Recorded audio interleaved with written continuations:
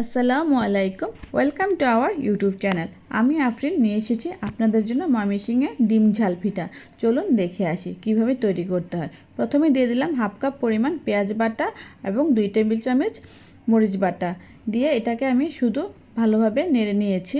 তারপর এর মধ্যে একটা পানি দিয়েছি, এটা আমি একটা মশলার পানি তৈরি করেছি। এখানে 1 টেবিল চামচ জিরে, হাফ চামচ ধনিয়া, হাফ চামচ গোলমরিচ গুঁড়ো এবং 2 থেকে 3টে শুকনো মরিচ দিয়ে সুন্দরভাবে বেটে তারপর এই পানিটা এর মধ্যে দিয়ে দিয়েছি। তারপর এর মধ্যে এবার দিয়ে দেব আধা চামচ হলুদ গুঁড়ো, আধা চামচ মরিচ গুঁড়ো এবং স্বাদ মতো লবণ দিয়ে ভালোভাবে আবার কষাতে থাকবো যেন মশলার কাঁচা গন্ধটা না থাকে। সবগুলো মশলা যখন সুন্দরভাবে কষানো হয়ে যাবে তখন এর মধ্যে দিয়ে দেব, আমি এখানে দিয়েছি 2টো ডিম। আপনারা চাইলে একটা ডিম দিয়েও করতে পারেন। ডিমটা দিয়েও কিছুক্ষণ নাড়াচাড়া করলাম যেন ডিমের কাঁচা গন্ধটা না থাকে। তারপর ডিমটা যখন আমার ভালোভাবে কষানো হয়ে গেল তারপর এর মধ্যে দিয়ে দিলাম হাফ কাপ পরিমাণ চিনি। চিনিটা আপনারা চাইলে স্বাদ মতন বাড়িয়েও কমিয়ে নিতে পারেন। তারপর এটাও ভালোভাবে কষিয়ে নিলাম। তারপর এর মধ্যে দিয়ে দিলাম 1 কাপ পরিমাণ পানি দিয়ে চুলার আঁচটা বাড়িয়ে এটাকে বলক উঠাতে থাকবো। যখন আমার রান্নাটা সুন্দরভাবে হয়ে যাবে এবং এই পানিটা শুকিয়ে অর্ধেক হয়ে যাবে, ঠিক ওই মুহূর্তে এর মধ্যে দিয়ে দেব 1 কাপ পরিমাণ ময়দা দিয়ে তারপর ভালোভাবে এটার সাথে ভালো মাখিয়ে নেব। আপনারা এখানে ময়দার বদলে আটাও ইউজ করতে পারেন, কোনো সমস্যা নেই।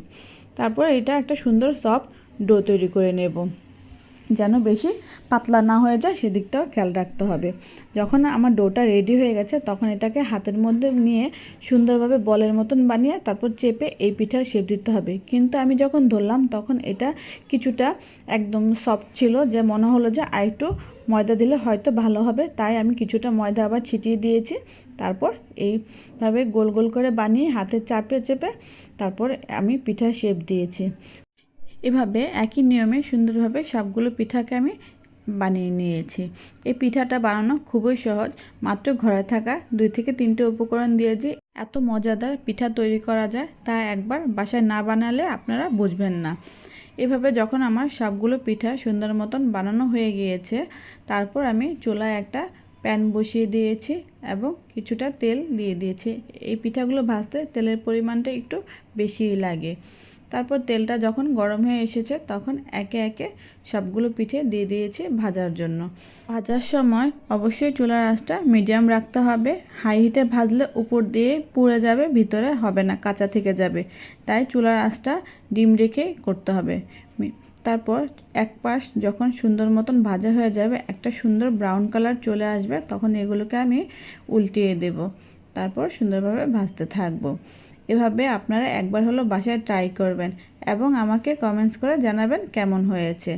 আমি যখন প্রথম ময়মনসিংহ গিয়েছিলাম তখন এই পিঠাটা খেয়েছি এবং আমার কাছে খুবই ভালো লেগেছে।